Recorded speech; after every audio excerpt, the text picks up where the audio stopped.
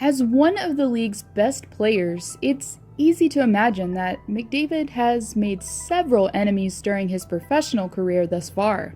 And he's embarrassed many teams while undressing their defense and goaltenders.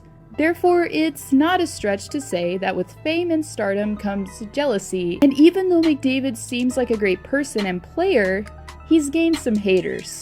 With that being said, I'm going to go through 6 players that hate or will grow to hate the Star centerman eventually. Number 6.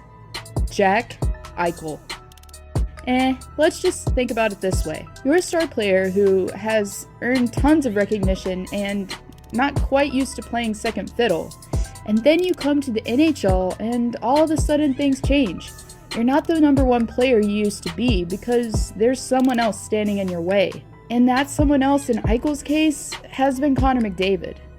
If it wasn't for McDavid, we all know that Eichel would be the number one centerman that came out of the 2015 draft.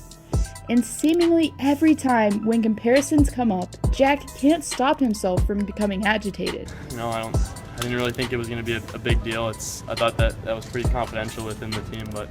Now, I'm not saying that Eichel is extreme in his dislike for the Star from Newmarket, because he's at the bottom of this list. But at the same time, I wouldn't put it past these two for getting under each other's skin during competition. Number 5. Taylor Hall. I think we can all recall last June, as he said, "I do take this indictment on me as a hockey player. I don't think there's any other way to treat it." Well, I mean, it's almost like getting fired when you get traded from the team. Hall has been one of Edmonton's core players for 6 seasons and was one of the brightest spots in the Oilers lineup, after being selected by the team in 2010. But as well, we all know things didn't last long for Hall after Connor McDavid came to town. Therefore, it's pretty easy to assume that deep down, Hall probably had or has had some real resentment towards Edmonton's captain. Number 4. Brian Elliott. It wasn't that long ago that Elliott was the number 1 and only star in the NHL from Newmarket, Ontario.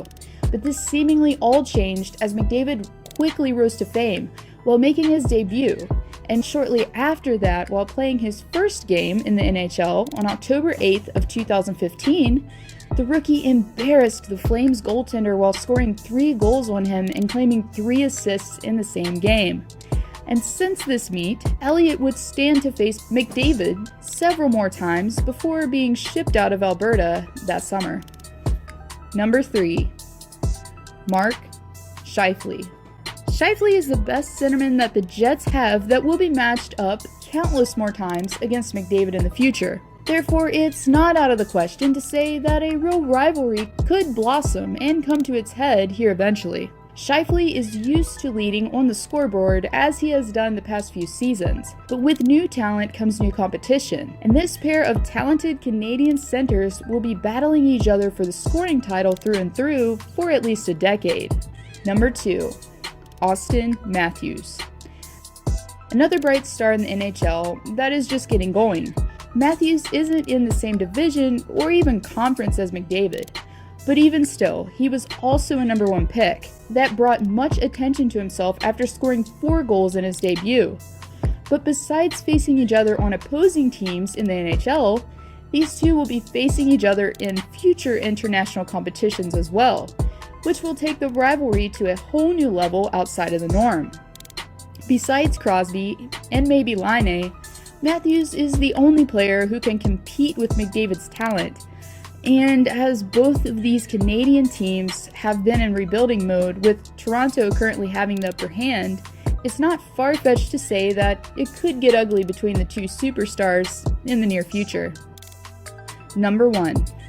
Patrick Laine. The 2 star players, both on Canadian teams, playing ridiculously good hockey. And this European-born winger has been quoted as to saying that he believes he should have been the number 1 pick in the 2016 draft. This may not seem relevant, but let's rewind about 10 or more years. We've seen this situation before back in the 2005 NHL draft between Sidney Crosby and Alex Ovechkin. 1 Canadian and 1 European playing in the same conference. one humble and one unfiltered, with plenty of media hype pitting the two together constantly. So it's not much of a stretch to say that a real rivalry could present itself on or off the ice, given Laine's tendency not to filter everything, just as the Crosby and Ovechkin rivalry has in the past.